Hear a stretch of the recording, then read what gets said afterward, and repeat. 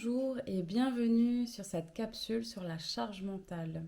Cette vidéo a pour vocation de vous aider à mieux comprendre le mécanisme de la charge mentale afin de vous aider à baisser la pression et de vous donner quelques pistes pour vous aider à vous apaiser, à gagner en sérénité avec votre conjoint et vos enfants. Alors, tout d'abord, qu'est-ce que la charge mentale? La charge mentale, c'est un flot de pensées, d'informations, d'injonctions à la performance que subit notre cerveau à longueur de journée. C'est notre to-do list qui n'en finit plus et qui nous épuise physiquement et émotionnellement. Elle peut intervenir dans différents domaines, au niveau professionnel, personnel, familial. Et vous l'aurez compris, moi je vais plus m'attaquer au côté gestion du quotidien des mamans, les enfants, les tâches ménagères, etc. Alors, déjà, avant tout, j'ai envie de vous dire que le problème de la charge mentale, c'est que c'est un travail invisible et que parfois on peut vous dire oui, tu t'inventes des problèmes, c'est pas aussi grave que ça, lâche prise, etc. Tout ça, on me l'a dit. Pour l'avoir vécu moi-même, je sais que ça peut être vraiment compliqué parce qu'on peut se dire bah voilà, on est complètement enfermé dans une spirale infernale, on ne sait pas comment en sortir, c'est vraiment compliqué, ça joue sur notre état physique, sur notre état émotionnel, et on se dit qu'il n'y a pas d'autre solution, il n'y a pas d'autre façon de faire, et ça je le comprends très bien. Donc en tout cas, vous êtes au bon endroit, sentez-vous écouté et soutenu. Alors je vais commencer par quelques chiffres. En 2010, selon l'INSEE, donc je pense qu'on n'en est pas si loin que ça encore en 2022 malheureusement, les femmes prenaient en charge 64% des tâches domestiques et 71% des tâches parentales. Une étude américaine a sondé un petit peu le niveau de stress chez les mamans, qui a été estimé à 8,5 sur 10 en moyenne, et ce du fait que la répartition des tâches soit inégale entre les deux partenaires. Alors qu'est-ce qui se passe? Pourquoi est-ce qu'on devient esclave de sa charge mentale? Donc en général, tout le monde a une charge mentale, plus ou moins grande, etc. Avant de devenir maman aussi. Et ce qui va se passer, c'est qu'en devenant maman, lorsque bébé arrive, en général, la plupart du temps, c'est les mamans qui vont prendre en supplément de la charge qu'elles ont déjà tout ce qui est en fait lié au bébé. Donc, alors ça, là, je vous parle de tout ce qui est lié au postpartum, mais après, évidemment, ça évolue avec l'évolution du bébé et de l'enfant. Au début, il va y avoir tout ce qui est change du bébé, allaitement, alimentation, linge, acheter des vêtements de tailles différentes, toute cette gestion-là, tout ce qui est en lien avec le mode de garde, les différents rendez-vous médicaux pour soi, pour son enfant, le rythme qu'il a, qui va impacter forcément notre rythme à nous aussi, et évidemment tout ce qu'on va mettre en place pour éveiller son enfant, tout ce qui va venir le stimuler au quotidien. Et tout ça, ça fait que la liste est très très longue. D'ailleurs, c'est pas du tout exhaustif. Il va y avoir certains spécialistes qui vont nous expliquer qu'en fait, ça va être en lien avec le congé maternel, qui est beaucoup plus long que le congé paternel. Donc en général, on est entre 2 mois et 4 mois pour la maman. Il y en a certaines qui prennent aussi des congés parentaux, donc ça va s'étendre jusqu'à 1 an, voire plus. Versus les 11 jours officiels du papa. Donc là, vous voyez qu'on en est très très loin. Souvent pour une question financière aussi. En tout cas, c'est plus la maman qui va prendre le congé parental. Et donc, qu'est-ce qui va se passer? C'est que la maman, elle va prendre le pli en fait de faire les choses seule. Elle va gérer quoi. Elle va pas avoir le choix que de gérer sans son conjoint. Et finalement, le couple va prendre le pli, le couple ne va pas forcément prendre le temps, la maman va pas forcément prendre le temps, voilà, dans le quotidien à 1000 à l'heure, on va dire, former son conjoint, en fait, à tout ce qu'elle a appris sur le tas, puisque c'est vraiment quelque chose, un apprentissage en accéléré qu'on fait quand on devient maman. Donc, on a quelques chiffres concernant le travail. Donc, à la naissance d'un enfant, du premier enfant en général, une femme sur deux va modifier son planning professionnel, va diminuer son temps de travail contre un homme sur 9. Donc déjà là, on va avoir une inégalité puisque la maman est en plus seule au foyer avec son enfant. va forcément devoir gérer plus de choses. Moi, par exemple, aux 4 mois de ma première, ma fille, j'ai repris le travail, à savoir 2 journées par semaine. J'avais envie de souffler, en fait, j'avais besoin de sortir, et puis j'aimais mon travail. Et je m'étais imaginé, en fait, j'avais projeté que le reste du temps, j'allais profiter de ma fille, j'allais passer du temps de qualité avec elle, on allait pouvoir profiter, etc. Sauf que la réalité a été vraiment complètement différente.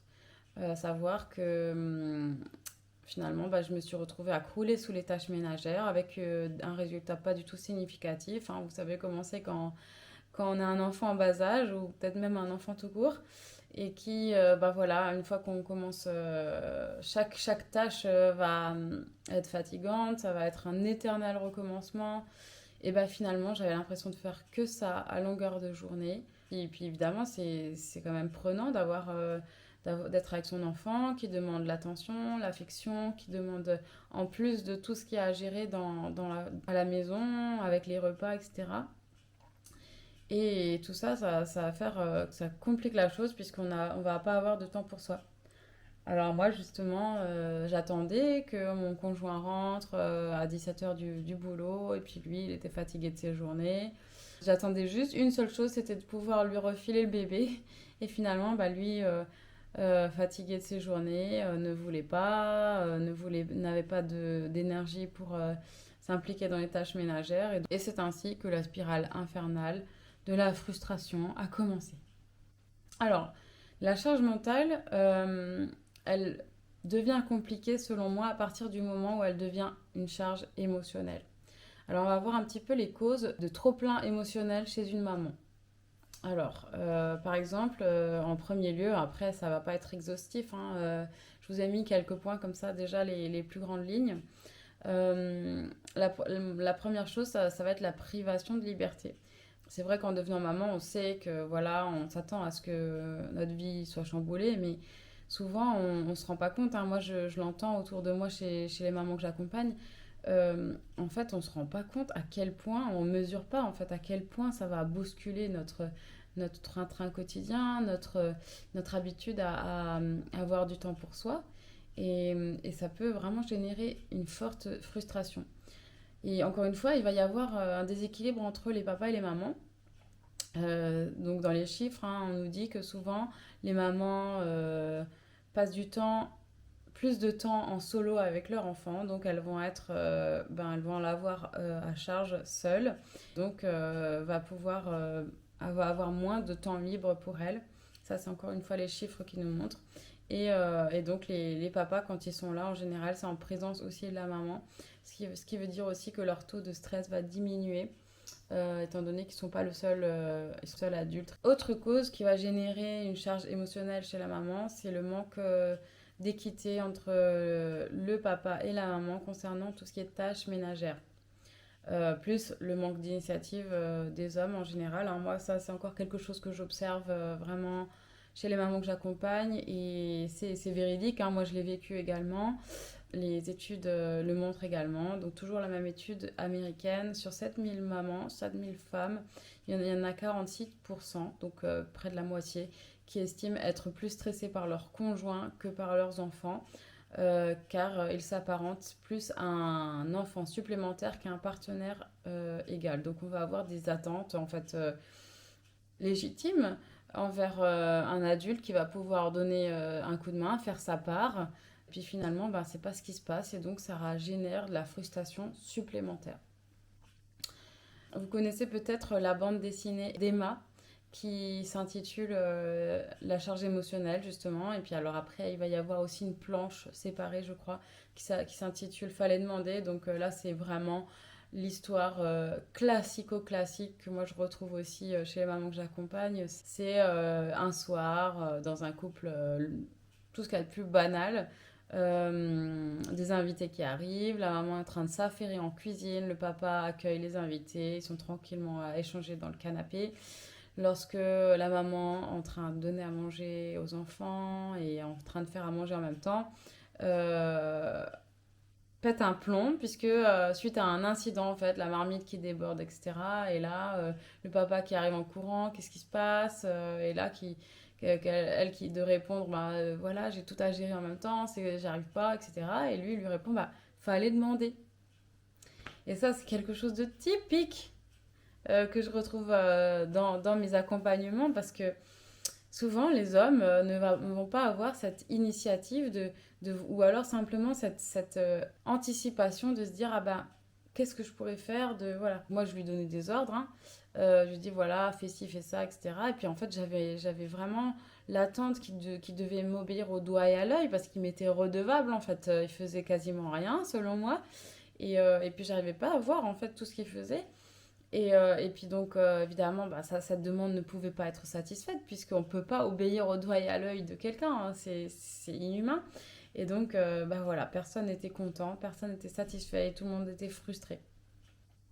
Et moi, j'avais honte en plus de ce comportement-là de mon conjoint, parce que je me disais, c'est un adulte, il devrait pouvoir être responsable, etc., mature. Et donc, j'évitais un petit peu d'en parler autour de moi, parce que c'était quelque chose qui me faisait vraiment honte.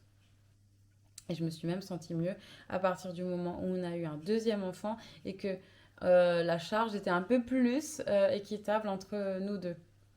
Alors Emma, encore une fois, va nous dire que certains hommes, consciemment ou non, vont un petit peu laisser traîner les tâches volontairement. Donc par exemple, enfin, en tout cas l'échéance des tâches, par exemple quand il sait qu'il doit plier le linge ou autre, il va laisser traîner et puis ce qui va se passer, c'est que souvent l'autre conjoint, donc en général la maman, la femme, va, euh, va le faire en fait à sa place parce qu'elle va en avoir marre, elle va en avoir ras-le-bol d'attendre et qu'au bout d'un moment il faut que les choses soient faites pour avancer dans d'autres tâches, c'est une réalité, hein, ça on peut pas le nier.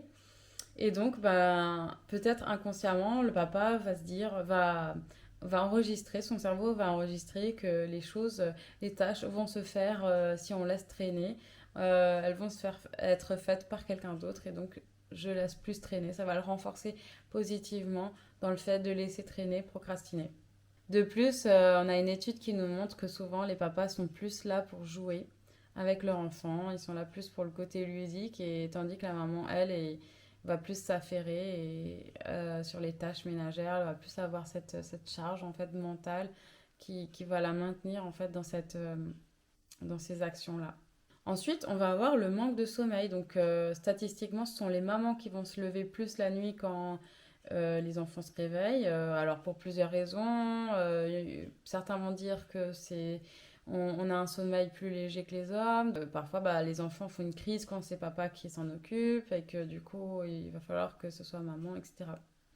Et donc, qui dit manque de sommeil, évidemment, va dire irritabilité. Et autre point, le manque d'empathie de son conjoint. Comme il ne l'a pas vécu, on l'a vu, comme il ne sait pas en fait le faire, il le fait jamais seul, il n'est pas confronté en fait à cette réalité.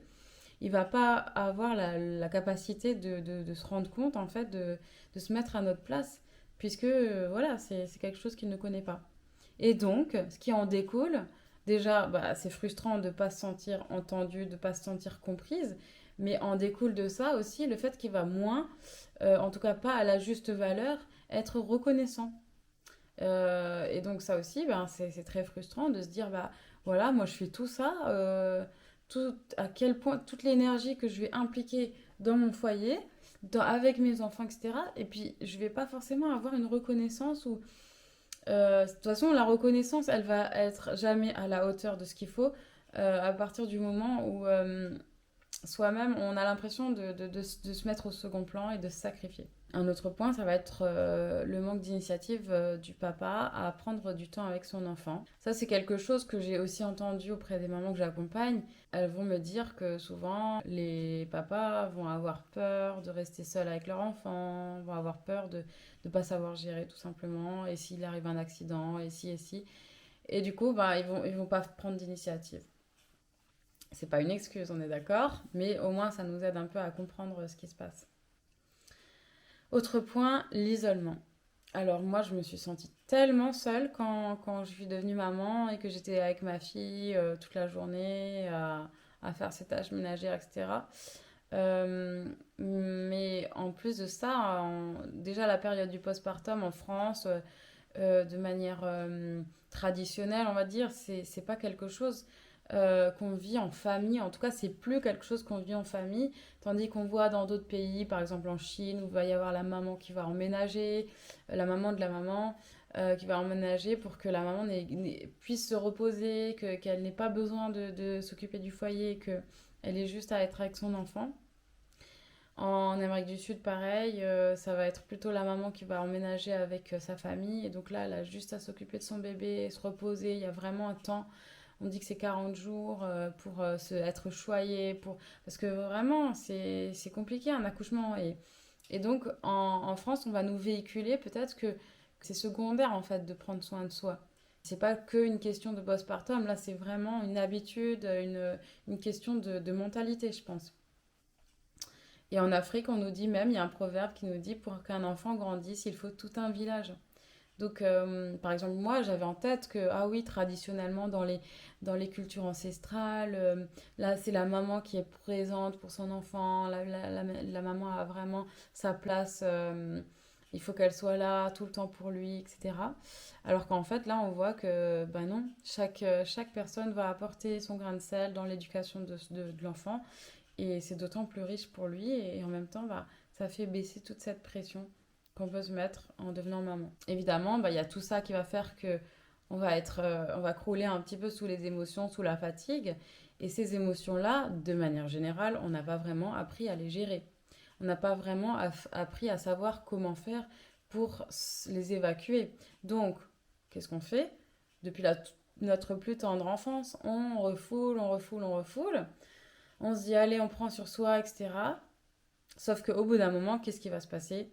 Ça explose. Donc, on n'apprend pas à canaliser nos émotions et notamment encore moins la colère. Chez les filles, hein, on nous dit souvent, enfin en tout cas moi, on me l'a dit petite, c'est quelque chose que j'ai observé chez beaucoup de femmes que j'accompagne.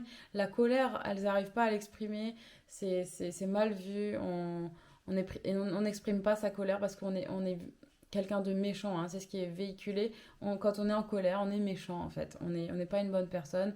Donc, même petite, hein, ah, t'es méchante, t'es pas belle quand tu cries, quand t'es en colère, etc. Et donc, ça, on l'engramme en fait au plus profond de nous. Et de cette façon-là, ben, on apprend à la ravaler. Et ça, c'est vraiment la pire des choses. Par ailleurs, aujourd'hui, on nous parle voilà, d'accomplissement personnel. Ça va devenir un peu une injonction de se dire ah oui, il faut vraiment être heureuse quand on est maman, etc. Et puis en fait, on se retrouve à faire des tâches ménagères qui n'ont aucun sens. En fait, oui, si, elles ont un sens. De garder notre maison propre. Oui, mais alors, c'est un travail épuisant physiquement. Oui, mais alors, en quoi est-ce que c'est nourrissant de passer l'aspirateur, bon, faire à manger, ça dépend des personnes, de faire la poussière, bah déjà, pour soi-même, ça va être peu épanouissant et peu gratifiant. Et souvent, bah, déjà, avec les enfants, on doit recommencer X fois parce que, bah, voilà, un enfant, ça salit, quoi. Et donc, finalement, bon, on s'en sort plus, en fait. On reste enfermé dans cette spirale de tâches et on n'a pas l'impression d'avoir un résultat. Et c'est vraiment très frustrant. Et enfin, sans oublier avec tout ça bah, qu'on a un enfant à côté de nous, un être vivant qui a ses émotions, qui a envie de ses aspirations, etc., qui grandit et qui n'est pas toujours facile à gérer, qui demande de l'attention. Parfois, il coopère pas. Parfois, il va vivre une tempête émotionnelle. Parfois, il va hurler, il va pleurer chez les bébés. D'ailleurs, il y a une étude qui nous montre que sur le cerveau, euh, l'effet en fait de pleurs d'un bébé va avoir le même impact qu'une alarme incendie. Donc vous imaginez le stress. Le stress, évidemment, c'est physiologique, c'est fait pour que on s'occupe de notre enfant à partir du moment où il pleure pour qu'on réagisse. Mais mine de rien, c'est beaucoup de stress en supplément. On va avoir notre to-do list, on a nos choses à faire, notre planning établi, ou même juste notre temps pour nous. Et puis, à quel point est-ce que c'est frustrant de se faire dévier de son planning par je ne sais pas quoi, une colère, un manque de coopération, quelque chose, une demande répétitive d'attention de son enfant, alors qu'en fait, nous, on avait prévu de faire ça, Ou alors, on avait prévu de faire pendant la sieste, je suis sûre que ça vous parle ça. On avait prévu pendant la sieste de regarder une série ou de se reposer, de faire une petite sieste aussi, nous. Et c'est pas possible parce que votre enfant, ben, il veut pas dormir, il n'arrive pas à dormir ou je ne sais quoi. Et là, on s'énerve et c'est la boucle infernale. Lui aussi, ça va le stresser. Et puis, voilà. Donc, tous ces points assemblés, ça va faire que ça va devenir lourd, très lourd émotionnellement. Maintenant, on va voir, dans un deuxième point, pourquoi en fait on agit comme ça. Pourquoi il y a tellement de différences entre les hommes et les femmes. Alors, dans notre société, on va avoir des croyances plus ou moins conscientes qui vont faire que déjà, ça va indirectement ou directement influencer notre comportement en tant que femme ou homme, père ou mère. Alors, dans un premier temps, je vais vous parler des archétypes. Qu'est-ce que c'est les archétypes? Ce sont des caractéristiques engrammées dans l'inconscient collectif depuis des générations et des générations et indépendamment des cultures. Donc, par exemple, l'archétype de la mère, il a été décrit comme le côté nourricier. Donc là, qu'est-ce que ça va impliquer? Bon, tout ce qui est allaitement, tout ce qui est biberon quand les enfants sont petits. Mais après, ça veut dire faire à manger, ça veut dire réfléchir à faire à manger, ça veut dire peut-être les courses, gérer la liste de courses. Donc déjà, en fait, il y a plein de petites sous-étapes. Ça veut dire aussi gérer les goûters quand les enfants sont à l'école, quand on part en sortie, qu'est-ce qu'on ramène comme repas, etc. Ça va être le soin. Ça veut dire par exemple un enfant qui tombe, on va le consoler, mais aussi on va le soigner. Le soin, c'est aussi le laver, tout ce qui est en lien avec, voilà, est-ce qu'il faut lui mettre de la crème, est-ce qu'il a un problème de santé, on va s'en occuper, on va le ramener chez le docteur. On va prendre soin de lui, donc être sûr qu'il n'ait pas froid, on va être sûr qu'il ait assez dormi, enfin voilà. On va s'assurer qu'en fait chacun de ses besoins physiologiques soit vraiment pris en compte, écouté. Et en dernier, l'amour inconditionnel, évidemment, donc quel que soit ce qu'il arrive, lui donner l'attention, l'affection. Et donc inconditionnel, parfois c'est même au détriment de soi. Donc moi, je le vois très très très fréquemment hein, chez les mamans que j'accompagne. Euh, Quelque part, on nous véhicule aussi que si on se met pas en priorité nous-mêmes, eh ben, on va être une bonne maman, on se met au second plan, nos enfants sont notre priorité et donc on se met un peu en position de sacrifice pour notre enfant et voilà. Donc ça va faire un peu des dégâts. Moi j'aime bien cette métaphore de la bougie. Si nous-mêmes on est une bougie, imaginez une bougie éteinte, si la flamme est éteinte. Est-ce qu'on va pouvoir éclairer et réchauffer autour de nous? Non. Alors que si elle est allumée, cette bougie, cette flamme, oui, on est soi-même illuminé, éclairé et réchauffé, mais on va pouvoir aussi illuminer et réchauffer autour de nous, irradier comme un soleil. Et c'est un peu ça, en fait, l'idée de prendre soin de soi en premier. Notre tradition judéo-chrétienne ne va pas forcément aider non plus ce côté-là. On nous dit souvent depuis la plus tendre enfance que il faut souffrir pour mériter, il faut du travail, il faut voilà, de l'acharnement et que en fait quelqu'un qui va se tuer à la tâche, c'est quelqu'un de vertueux, c'est vraiment valorisé dans notre culture.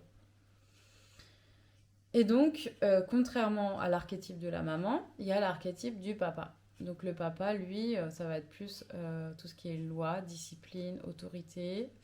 Donc là, c'est plus quelque chose de ponctuel, c'est le cadre à s'assurer qu'il soit respecté.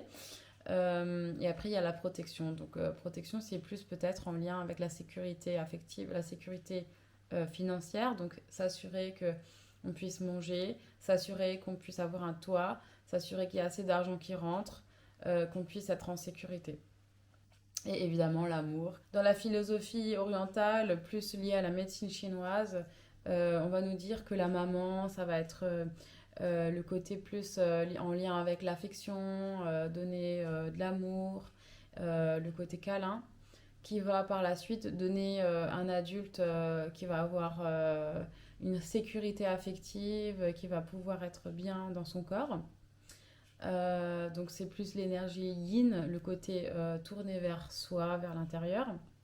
Tandis que le papa, lui, va avoir l'énergie yang, plus tournée vers l'extérieur, plus dynamique.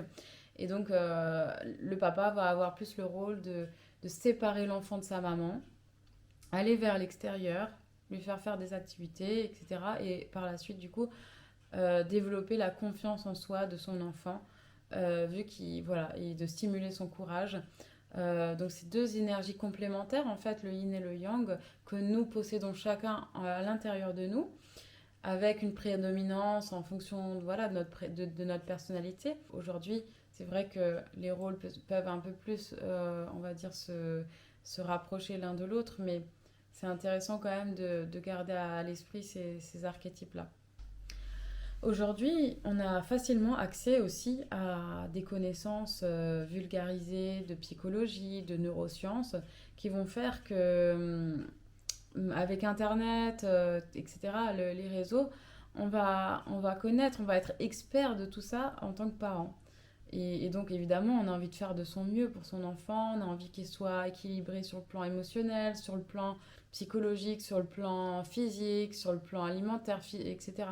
Et donc, ça va faire que, quelque part, on va avoir une pression supplémentaire de vouloir bien faire. On sait aussi que c'est important pour l'enfant d'être avec sa maman, de développer ce lien d'attachement, avec le papa aussi, mais plus dans un premier temps avec la maman. Et et finalement, bah, ça peut devenir une injonction, ça peut devenir une pression en fin de compte pour les parents, de se dire bah, il faut que je sois parfait, etc. C'est déjà une tendance naturelle qu'on a et ça va venir renforcer ça. Et moi, par exemple, pour l'histoire, je me suis identifiée à ce type de maman-là, donc tout ce qui est en lien avec le maternage proximal, le côté éducation bienveillante et positive, et oui, c'est très bien comme outil, comme façon de faire, mais par contre, moi, je me suis oubliée, et c'est ça le risque. C'est-à-dire que je me suis dit, ben voilà, l'enfant, pour être équilibré, il a absolument besoin de moi, coûte que coûte, pour le coucher, il faut que je me dégage du temps, j'ai pas le droit de travailler plus, j'ai pas le droit de faire ci, de faire ça. Ce qui a fait que ça a été très contre-productif. Moi, je croyais vraiment que ça allait traumatiser mon enfant si j'allais me dégager du temps pour moi ou pour travailler plus. Et finalement, bah, je me suis enfermée là-dedans. D'autre part, on va aussi avoir des attentes très fortes en fait d'égalité entre les hommes et les femmes aujourd'hui en 2021, ce qui est en soi une très bonne chose puisqu'il y a des choses qu'il faut qu'elles soient égalitaires comme évidemment les salaires entre hommes et femmes, le fait de gérer son foyer, etc. Ça, c'est tout à fait normal. Mais par contre, du coup, ça va aussi, le côté un peu, le revers de la médaille, ça va être que nous, les femmes, on va peut-être avoir une attente d'égalité entre nous et notre conjoint. Ce qui va faire que la réalité n'est pas vraiment possible. Je ne dis pas que c'est une généralité et que ça va être le cas dans toutes les familles, encore une fois. Mais je pense que on va peut-être avoir des attentes illusoires envers nos conjoints. Et ces attentes-là, en fait, vont nous rajouter une pression. Puisque finalement, on voit que les papas n'ont pas la même façon de faire, ils vont pas avoir ils vont pas avoir eu la même éducation non plus que nous, ce qui va beaucoup changer. Ça peut être un piège parce qu'on va s'enfermer dans une réflexion, dans une rancœur, de se dire que oui, ça doit pas être comme ça, les hommes doivent faire comme ci, les femmes doivent faire comme ça, et ça doit être égal, etc. Et c'est pas normal, c'est injuste, etc. Oui, c'est vrai, mais à pas au point en fait que ça devienne une obsession et la source de rancœur. Moi j'ai envie de dire, si une femme est épanouie à s'occuper de son foyer et de ses enfants et que l'homme est épanoui à aller travailler, etc., enfin avec tout ce qui est classique traditionnellement dans notre culture, si tout le monde est épanoui, bah pourquoi pas? C'est une question d'équilibre et c'est à chacun de trouver en fait sa façon de faire et il n'y a pas de règles établies à l'avance. Autre point aussi, c'est le modèle qu'on observe autour de nous. Moi, c'est un modèle dans lequel j'ai grandi avec des femmes qui ont beaucoup materné leur conjoint, leur mari. C'est aussi quelque chose que je retrouve chez les mamans que j'accompagne. Et du coup, ben, ça a à faire.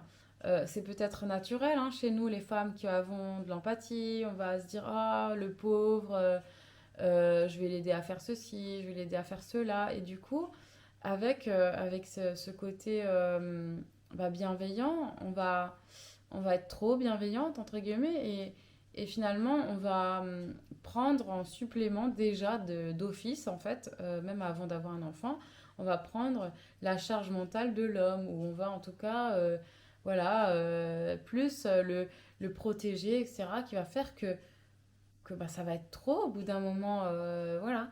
Et il faut aussi rétablir la responsabilité de chacun et arrêter de materner les hommes, parce que ça va aussi leur véhiculer qu'ils ne sont pas forcément capables, qu'ils ne peuvent pas gérer, qu'on ne leur fait pas confiance. Une étude va nous montrer que les hommes célibataires vont gérer leur foyer. Bon, peut-être pas selon les standards d'une femme, et encore une fois, j'ai pas envie de faire de clichés, parce qu'il y a des femmes bordéliques comme moi par exemple, et des femmes qui sont maniaques. Donc évidemment, il y a pas de généralité.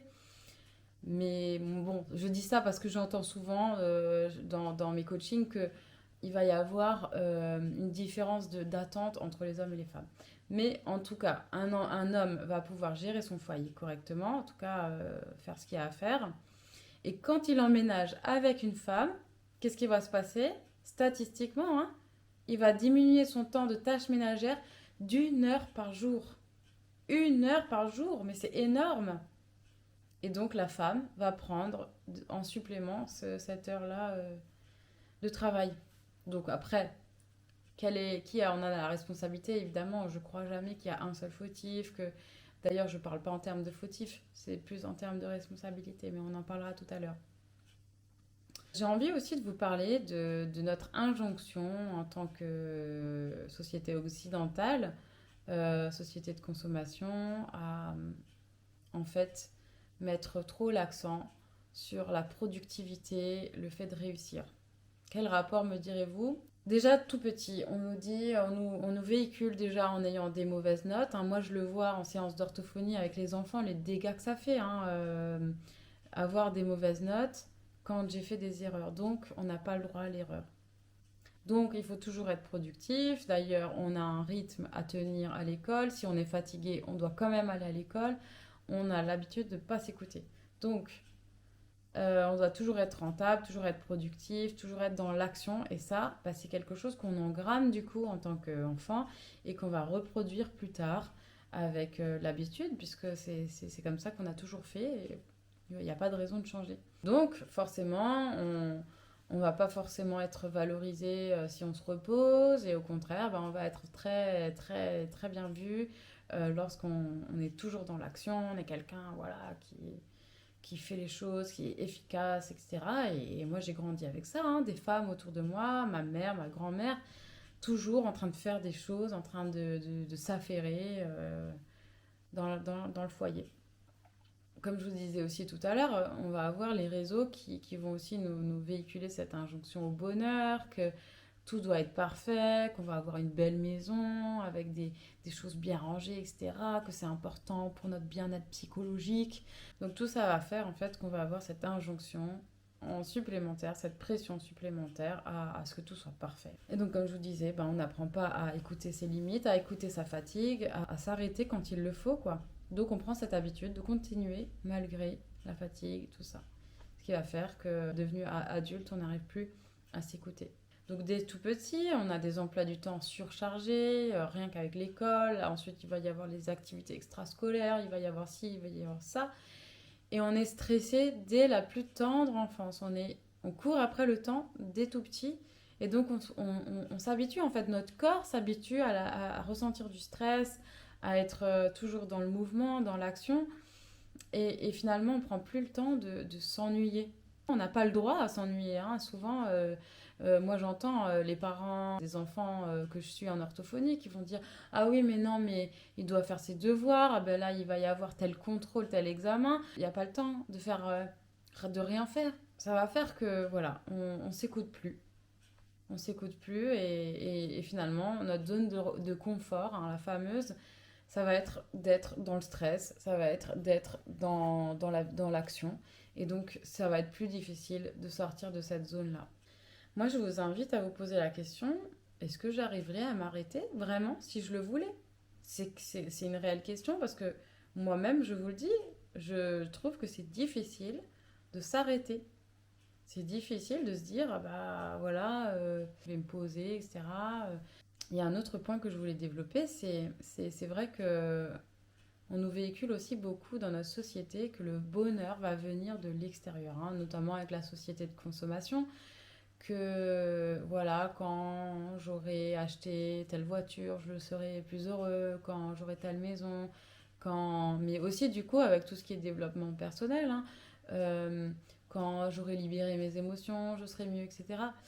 Et finalement, ben, on reste dans une illusion, donc pour le mettre en lien avec notre thème, que quand j'aurai terminé ma to-do list, bah, je me sentirai mieux, tout ira mieux, voilà. Ça, c'est une complète illusion, puisque on est d'accord qu'une to-do list, elle peut se remplir à l'infini. Vous aurez beau terminer votre to-do list, que rien qu'en regardant autour de vous, ben voilà, vous vous dites, ah ouais, tiens, il y a ça à changer, il y a ça à nettoyer, ah oui, ça fait un moment que j'avais envie de faire les vitres, bon, bah je vais le faire, j'ai du temps libre. Donc là, c'est à vous de vous dire, bon, hop, je prends la décision de ne plus écouter cette petite voix-là qui me donne des ordres à longueur de journée.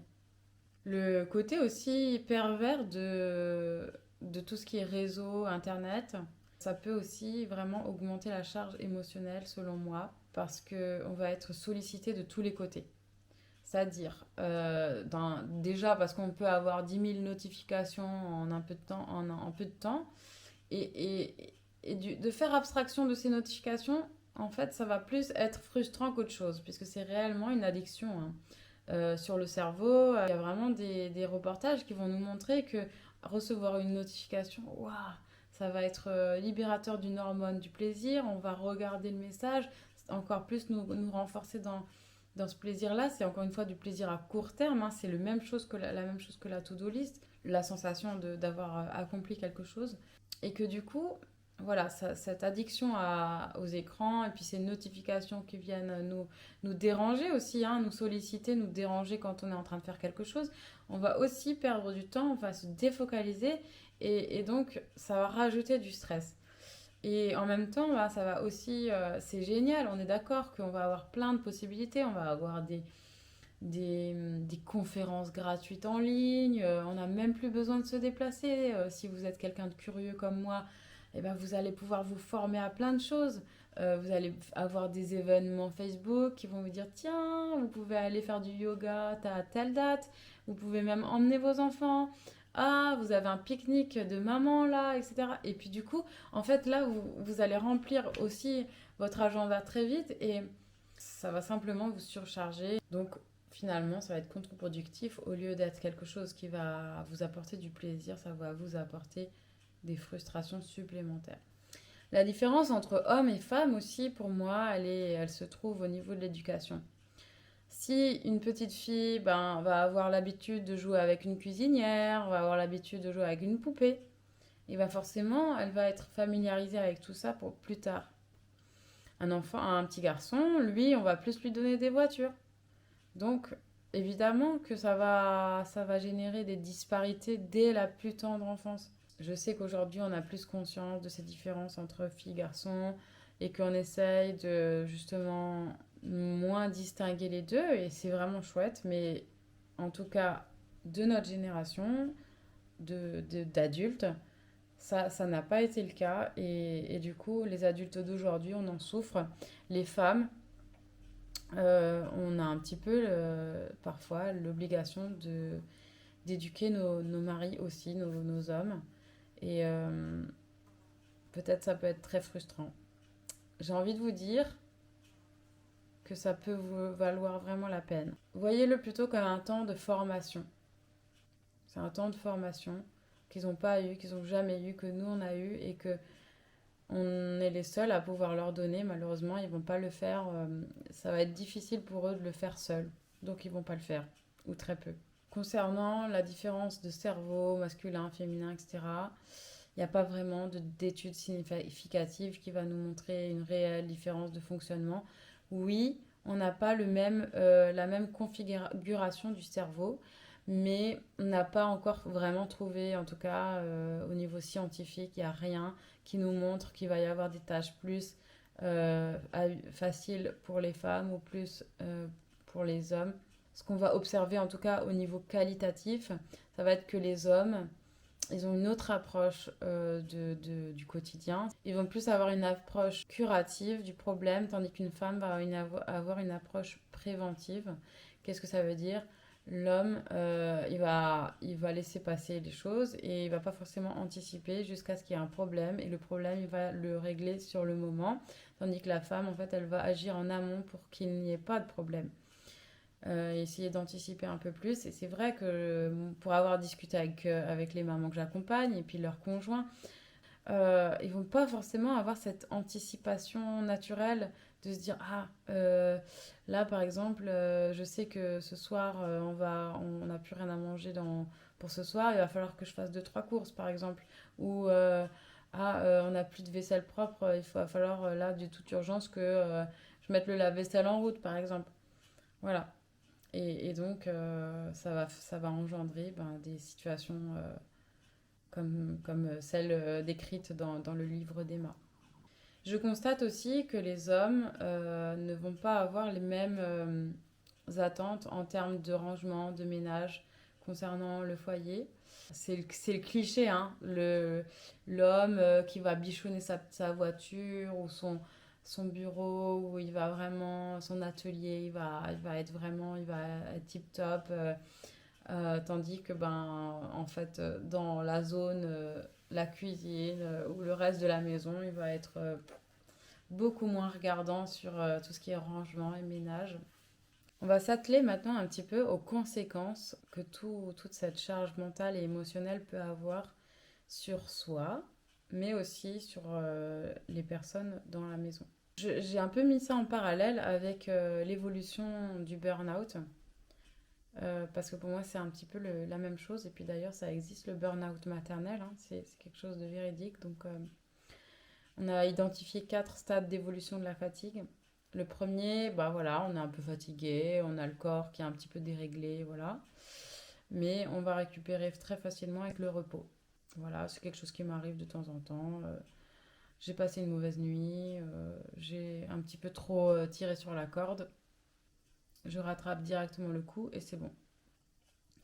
Stade 2, sur la répétition des tâches, sur le prolongement de la situation fatigante, on va aller vers le surmenage et donc on va avoir moins de capacité de récupération au repos parce que aussi on a moins de temps pour récupérer. Troisième phase, on va avoir des troubles physiques qui vont apparaître, des troubles digestifs, des douleurs, un impact sur le poids, une irritabilité, dépression, des troubles du sommeil, des insomnies, une certaine lassitude au réveil et le recours aux stimulants. D'ailleurs, je pense que le recours aux stimulants peut même arriver en deuxième, mais du coup, ça s'accentue en troisième. Donc, qu'est-ce que c'est les stimulants? C'est même des choses très banales, hein. C'est important aussi de le prendre en compte. Parfois, on ne s'en rend pas compte, c'est complètement automatique, en mode pilote automatique. Ça va être manger mal, donc tout ce qui est sucre. Le sucre, c'est un stimulant. Manger gras, se doper aux écrans, au café, au tabac. Après, tout ce qui est en lien avec l'émotionnel, ça va engendrer, en plus de la fatigue, comme je vous ai dit tout à l'heure, qui dit fatigue dit irritabilité. Donc, le sentiment de solitude, de ne pas être comprise, ni reconnue, ni soutenue, etc. Là, ça s'amplifie, la rancœur envers son compagnon, les disputes plus ou moins violentes, la pression qui relâche sur lui, et parfois même sur les enfants. Là, ça devient violent, ça devient compliqué au sein de la famille. On manque de patience. Et puis à partir du moment où on a ces réactions démesurées, ça va nous générer de la culpabilité, hein. Moi, au bout d'un moment, je suis pas, je vous le dis, mais j'en suis pas fière du tout. Moi, je suis arrivée à un point où je donnais des coups à ma fille et là, je me suis dit, waouh, ah non, non, non, personne ne veut ça pour ses enfants. Il y a des parents que j'accompagne aussi. qui vont aussi témoigner de ça. Et personne ne veut en arriver là pour ses enfants. Qui veut taper ses enfants? Personne. Donc là, on se dit, ouais, je suis arrivée à mes limites. Il y a quelque chose qu'il faut changer. Quand on en arrive là, qu'est-ce qui va se passer? L'ambiance familiale générale est vraiment malsaine.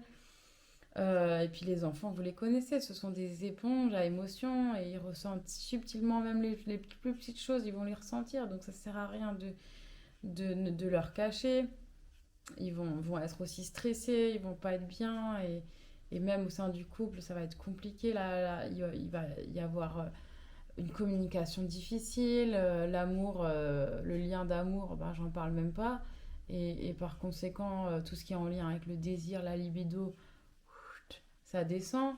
Des études qui ont montré le lien direct entre mauvaise répartition des tâches ménagères et baisse de libido. Puis évidemment, on va avoir du mal à profiter de moments, de bons moments en famille, mais aussi de moments agréables pour soi. On va pas réussir à se recharger, à se nourrir soi-même. Tout le monde a besoin de temps pour soi, de temps de repos. On va du coup finalement faire que penser à son temps pour soi, à ce temps-là, on va ressasser ça. Ce qui peut engendrer aussi une culpabilité de ne penser qu'à soi. Et donc, vous l'aurez compris, c'est une spirale infernale dans laquelle on est enfermé, on a l'impression qu'on ne peut pas en sortir. Ça, c'est quelque chose que moi j'ai vécu et tout ce que j'ai envie de vous dire là maintenant, ben, en fait, c'est que c'est possible d'en sortir. Mais ça, je vous en dirai plus tout à l'heure. Parce qu'il y a encore le quatrième point. Là, c'est l'épuisement total, c'est le corps qui capitule, les mécanismes de régulation du corps sont complètement détruits et sur votre santé, là, ça va avoir un impact, hein. Il va y avoir des maladies graves qui se développent, des cancers, des addictions aussi peut-être plus sévères. Là, il n'y a plus de possibilité de récupération, c'est l'enfer sur Terre. Euh, Moi, j'étais pas loin de tout ça. Heureusement, je suis pas arrivée à ce stade-là, mais des mamans j'accompagne peuvent en arriver là. Et là, c'est vraiment compliqué parce que ça va impacter directement les enfants. Les enfants, la relation qu'on va avoir avec eux, évidemment, ils gardent ça en tant qu'adultes ensuite, que ça va avoir un impact sur leur estime d'eux-mêmes. Ils ne cessent pas moins de vous aimer vous, en tout cas en tant qu'enfant, mais en tout cas, ils s'aiment de moins en moins eux, à partir du moment où un parent il va avoir un comportement dépréciatif envers lui, ou violent, ou qui va pas être bien, bah, c'est pas possible. Ils vont se sentir en insécurité. Et puis ils vont avoir du mal à gérer leurs émotions, ils vont avoir des comportements violents ou alors complètement enfermés sur eux-mêmes, déjà en tant qu'enfant, mais qu'est-ce que ça va devenir en tant qu'adulte? Donc là, c'est vraiment, vraiment très, très compliqué l'impact que ça a sur toutes les sphères de votre vie. Voilà, maintenant on a décrit les conséquences vraiment jusqu'au pire du pire, en espérant que pour vous ça n'ira pas jusque-là. La bonne nouvelle, c'est que vous n'allez pas avoir besoin d'un miracle en fait pour changer tout ça. Puisque les ressources, j'en suis persuadée, vous les avez déjà en vous. Il suffit juste qu'elles soient révélées, qu'elles soient conscientisées. Et c'est ça que moi j'ai envie de faire maintenant dans cette partie-là sur tout ce qui est en lien avec les pistes que je vous propose. Donc déjà de se dire, cette charge mentale, c'est impossible de la supprimer complètement, elle va toujours être là. La différence, ça va être que vous allez pouvoir arrêter de la subir, arrêter d'en être l'esclave. Je vous donne voilà un peu des pistes. Maintenant, c'est possible qu'il y en a certaines qui vont être compliquées pour vous ou alors qui ne vont pas vous parler du tout. Vous allez à votre rythme et puis quitte à réécouter, regarder cette vidéo plusieurs fois, vous allez voilà, évoluer en fonction de votre rythme. C'est possible que vous ne puissiez pas tout faire d'un seul coup et c'est normal et c'est ok. Prenez le temps qu'il vous faut. Bon, dans un premier temps, je vais vous proposer de prendre un petit carnet. Parce on va un petit peu noter. Ça va être un moment pour vous. Il va être important à partir de maintenant que vous preniez du temps pour vous. Alors, on va faire un petit rituel pour ça. Tout simple, mais très important. Je vous invite à aller chercher une petite bougie. Alors moi, j'ai la mienne ici à côté. et de l'allumer. Donc vous pouvez faire pause et puis vous cherchez tout ça. Hop là. Voilà. Je trouve que ça apporte une chaleur, ça ouvre un espace un peu sacré, un peu cocooning pour voilà, prendre soin de soi. Après, vous pouvez faire ce que vous voulez, hein. Vous mettez une petite musique sympa que vous aimez. Ça peut être sentir une huile essentielle qui vous fait du bien. Moi, j'adore euh, la peppermint. C'est menthe poivrée, j'adore ça. Ça me donne beaucoup de... ça me fait me sentir bien. Voilà. Donc une fois que d'ailleurs j'ai mis aussi des petites pierres comme ça autour de moi, hop, un petit quartz, voilà. J'ai mis ces petites choses et puis en fait, pour tout vous dire, autour de moi c'est le bazar complet, hein. Enfin pas complet complet, mais c'est un bazar acceptable. Je peux vous dire que voilà, j'arrive à faire abstraction. On n'est pas obligé d'attendre d'avoir fait son ménage pour se sentir bien. Donc, vous avez votre petit carnet, votre petite bougie, etc. Maintenant, je vais vous inviter donc à prendre juste 3 respirations profondes. Donc, on va mettre une main sur son ventre et on va essayer d'inspirer. Donc, quitte à ouvrir son pantalon s'il est trop serré, se libérer un petit peu et fermer les yeux et inspirer profondément et expirer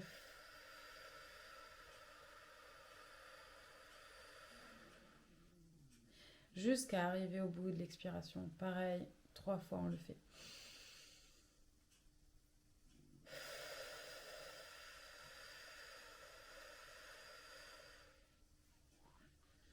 Dernière fois.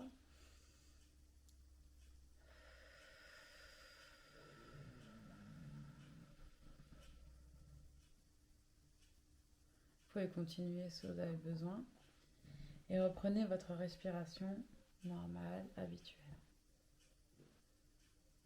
Normalement, elle est un petit peu plus calme. Donc, ça, c'est un truc tout bête. Vous voyez peut-être même moi, dans mon état d'esprit, dans mon changement d'attitude, là, après avoir respiré 3 fois. Vous pouvez le faire en fait à partir du moment où vous sentez que votre mental s'emballe. Moi par exemple je le fais quand je suis dans le speed en fait, pas souvent quand on a une échéance de temps, du style c'est l'heure d'emmener les enfants à l'école et il faut préparer 10 000 choses à la fois, il faut que ça se goupille bien, etc. Je sens que waouh, c'est en train de s'emballer là. Donc hop, voilà, même une respiration, je retourne dans mon corps. Parce qu'en fait, la seule façon de sortir de sa tête, c'est d'être dans son corps. Alors voici les 3 axes de réflexion que je vous propose. Penser, parler, agir. Penser plus le côté mental, parler le côté communication et agir, qu'est-ce qu'on fait? Alors notre mental, son travail, son job, c'est de nous maintenir en vie. Donc évidemment, il va avoir des peurs qui vont émerger du mental, c'est normal. Peut-être que ces peurs-là ou ces stratégies-là ont été un jour salvatrices pour vous, elles vous ont peut-être sauvé, évidemment. Mais aussi peut-être qu'aujourd'hui, ces stratégies-là sont obsolètes. Donc à partir du moment où vous écoutez cette petite voix à l'intérieur de vous et que vous la voyez un peu en arrière-plan, comme ça vous vous dites, tiens, c'est mon mental ça. Je l'ai déjà entendu cette petite voix. C'est souvent les mêmes pensées qui reviennent d'ailleurs, hein. Vous pouvez vous dire, ok, je t'entends, je décide, oui ou non, en fait, de suivre ça, de sortir de cette zone de confort ou pas. Et voilà, c'est comme ça, tout simplement, de se dire, bon, maintenant j'ai le choix, j'entends ça. C'est pas moi, en fait, c'est juste mon mental, c'est pas mon moi tout entier, en fait, qui est comme ça, qui pense ça. Je peux décider de faire autrement. Et à partir du moment où vous sortez de cette zone de confort, vous allez pouvoir euh, en fait gagner en confiance en vous, vous sentir plus plus joyeuse. Vous allez pouvoir, ouah, ça va illuminer un petit truc. Même si c'est petit pas par petit pas, et ça va déjà enclencher un cercle vertueux. Notre mental aussi va être un peu stressé par tout ce qui est le temps, la pression, perdre du temps. Le temps, c'est de l'argent, l'insécurité. C'est ce que je vous disais tout à l'heure, c'est notre injonction qu'on a depuis tout petit à la rentabilité. Et finalement, bah, moi, je vous invite à sortir de la dictature de cette rentabilité. Parce qu'en fait, ce sont des fausses urgences. On se met des fausses urgences en tête. On croit que c'est urgent, mais en fait, non. Exemple, si je n'offre pas de cadeau pour la fin d'année à la maîtresse, est-ce que c'est vraiment grave? Oui, peut-être que elle va se dire ah tiens, elle n'est pas aussi généreuse que ça, cette dame-là ou cette famille-là, mais en fait, est-ce qu'elle va vraiment y penser? Pas si sûr que ça. Je vais pas vous dire de méditer tous les jours, plusieurs minutes, etc. Moi-même, je le fais pas. Déjà, rien que juste la respiration, revenir dans son corps, lorsque vous sentez que le stress arrive, lorsque vous sentez que les pensées vous reprennent le dessus, rien que de respirer, ça va déjà vous aider à ralentir. Maintenant, je vais vous inviter justement à regarder plus autour de vous, à être plus attentive autour de vous, et au lieu de voir les choses qui vous pèsent, le bazar ambiant par exemple, je vous invite à regarder, à tourner votre regard sur les belles choses du quotidien. Un rayon de soleil, un éclat de rire de votre enfant. Alors après, voilà, c'est les cinq sens qui s'ouvrent. Une odeur de café, un câlin, voilà. Et toutes ces belles choses, en fait, à partir du moment où on en prend conscience, on se dit ah, yes. Elles nous nourrissent à partir du moment où on en profite même l'espace d'une seconde et on se sort du coup du pilote automatique et donc on accède de plus en plus, en fait de plus en plus souvent à l'espace de fractions de secondes à l'instant présent. Par exemple là, je peux décider de regarder la flamme de ma bougie, de la contempler simplement en respirant et de la voir danser. C'est beau, non? Et en fait, ce sont ces petites choses simples de la vie qui vont faire que ça va enclencher un cercle vertueux. Et ça diminue le stress, évidemment, le fait d'être dans l'instant présent, tout ça.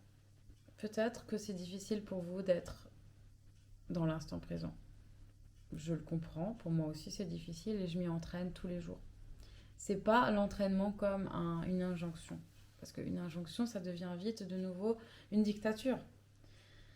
L'idée, c'est plus de se dire, ok, je vais de temps en temps m'entraîner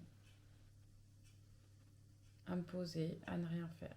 Alors, il va y avoir peut-être des pensées qui vont venir, du style oh, j'ai tellement de choses à faire, je vais perdre du temps, j'arrive pas à avancer.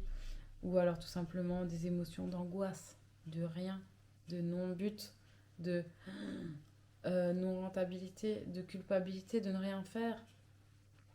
Tout ça, je vous invite à le noter dans votre petit calepin, votre petit carnet, qui va devenir un peu votre allié pour vous aider à prendre un peu du recul sur tout ça. Les imageries cérébrales aussi vont nous montrer qu'il y a différentes ondes cérébrales en fonction de ce que nous sommes en train de faire, notre état. Donc par exemple, en fonction des activités, si on est plutôt en train de faire des activités quotidiennes, si on est plutôt en train de se reposer, en train de dormir ou voilà, dans un état de stress. C'est quatre stades différents. Et il faut savoir que le temps d'inactivité, de relaxation, de repos, qui n'est pas du sommeil, mais aussi qui est différent d'un temps qu'on passe devant un écran, regarder une série ou quoi que ce soit.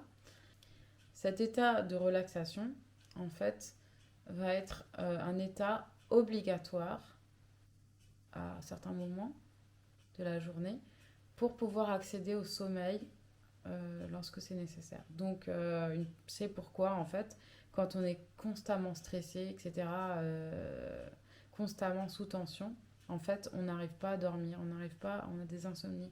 Même si on est crevé, on n'arrive plus à se reposer. Donc c'est vraiment primordial. Mais aussi, il a été prouvé et démontré par des imageries cérébrales que cette phase inactive du cerveau, en fait, va aider à traiter des événements passés, ainsi que va favoriser en fait des prises de conscience, des flashs, comme des Eureka, qui vont faire qu'on va réussir de manière intuitive à résoudre nos propres problèmes. C'est peut-être contre-intuitif justement, mais c'est vraiment primordial du coup de se poser, de s'arrêter. Donc je vais aussi vous mettre en complément une vidéo, un tuto en fait sur l'EFT pour que vous puissiez vous au quotidien vous permettre de vous décharger en fait de manière autonome de vos émotions qui vous submergent. On peut voir aussi un peu le cerveau comme un smartphone. J'aime bien cette image parce que du coup c'est très parlant, à savoir que on se réveille le matin, quand on arrive bien à se reposer évidemment, euh, avec la batterie pleine. Et au fur et à mesure de la journée, on va avoir des applications qui vont faire diminuer notre batterie et donc notre énergie va diminuer quoi. Ce qui va faire qu'on va être plus efficace le matin, alors que l'après-midi, ben, souvent aussi dans certaines cultures, c'est la sieste, hein, le temps de l'après-midi, donc on va être un peu plus au ralenti, donc on peut être à l'écoute de ça. Euh, et le soir, ben, on est fatigué. Le soir, on est fatigué, c'est l'heure de se reposer, c'est le moment de se reposer. Et on le voit naturellement, la, le temps de la nuit, pour tous les animaux, c'est une période de repos, c'est la nature est faite comme ça. On a des cycles de saison. L'hiver, c'est un temps de repos pour la nature, avant le printemps où tout fleurit à nouveau. Donc, les animaux aussi hibernent. En fait, on a besoin de repos, c'est vraiment nécessaire pour pouvoir être productif. Je suis un maître spirituel indien qui s'appelle Sadhguru et qui disait très justement dans une de ses vidéos à la question d'une jeune fille qui était comment vaincre l'insécurité. Sa réponse c'était nous venons au monde sans rien et nous repartons de ce monde sans rien non plus. Donc nous n'avons rien à perdre et nous avons tout à y gagner. Et finalement, bah, c'est pas si bête. C'est tellement simple, mais tellement puissant à la fois. Dans la mesure où on se dit, ben oui, en fait, à quoi bon se prendre la tête pour des histoires de tâches ménagères, des histoires d'activités extrascolaires, des histoires de cadeaux pour un tel. À quoi bon, en fait? On est là pour vivre une expérience de vie, plusieurs expériences. Et c'est pas le bonheur qu'on va vivre, le bonheur de ne pas avoir d'émotions ou d'avoir que des émotions agréables. Non, c'est pas ça. Et si on se foutait la paix, tout simplement? Ça va être intéressant de se poser la question, bah, en fait, à la fin de ma vie ou juste d'ici 5 10 ans, qu'est-ce qu'il aura été important pour moi d'avoir eu dans ma vie? Est-ce que, après, vous répondrez comme vous voulez, il n'y a pas d'attente sur la réponse, mais est-ce que pour moi c'est plus important d'avoir une maison bien propre et bien rangée, d'avoir un train de vie bien optimisé, etc. Ou est-ce que ça aurait été d'avoir dégagé du temps, de l'énergie, de la sérénité pour moi, pour mes enfants, pour mon couple? C'est quoi le plus important pour vous? Point suivant, à chacun sa responsabilité. Donc, je vous disais tout à l'heure, nous les femmes, on est souvent empathiques, on a envie de materner, on a cette tendance naturelle de protéger nos enfants, de protéger nos maris, de leur fatigue, de leurs émotions, etc. Mais par contre, à partir du moment où ça devient une surcharge pour nous, là, ça devient compliqué. Donc, je vous propose, en fait, justement, de prendre un petit moment maintenant pour réfléchir, en fait, sur cette part de responsabilité inconsciente euh, que nous avons, en fait, dans notre quotidien. Qu'est-ce que je fais, en fait, pour mon mari de supplémentaire que, en fait, lui pourrait faire à sa responsabilité propre? Qu'est-ce que je fais de supplémentaire pour mes enfants? Par exemple, bah, quand ils renversent quelque chose, est-ce que c'est moi qui nettoie? Quand ils sont à la table, est-ce que c'est moi qui la range, etc. Leur sac à dos d'école, est-ce que c'est moi qui vais le porter? Tout ça, en fait, c'est intéressant de le noter parce que leur renvoyer la responsabilité de ce qu'ils ont à faire, de ce qu'ils ont, ça va aussi leur rendre service. Mon mari, par exemple, c'est quelqu'un qui est très fatigué par son travail. Et en fait, de manière générale, il est très fatigué depuis que je le connais. Moi, j'ai pris responsabilité pendant longtemps de cette fatigue. Donc, je lui disais, bah oui, le pauvre, il est fatigué. Moi, je suis pas trop fatiguée, donc je vais faire à sa place. Mais qu'est-ce qui se passe à ce moment-là? Ça lui rend pas service. Lui, eh ben, il va prendre ce temps pour se reposer. Et puis, en fait, il va rester dans cette spirale infernale de fatigue. Il va travailler, son travail va le fatiguer. Il va pas changer de travail, puisqu'après, il peut se reposer. Il va pas changer son mode de vie, d'alimentation, de sédentarité, parce que, en fait, il est pas plus dérangé que ça. Sauf que si moi, au bout d'un moment, je lui dis, bah non, en fait, ok, t'es fatigué, mais moi aussi, je suis fatiguée, en fait. Donc, il faut vraiment que tu reprennes ta responsabilité en main. Si tu es fatigué, ben, peut-être il faut regarder du côté de ton boulot. Est-ce que ton boulot te fatigue? Est-ce qu'il y a peut-être quelque chose à changer là?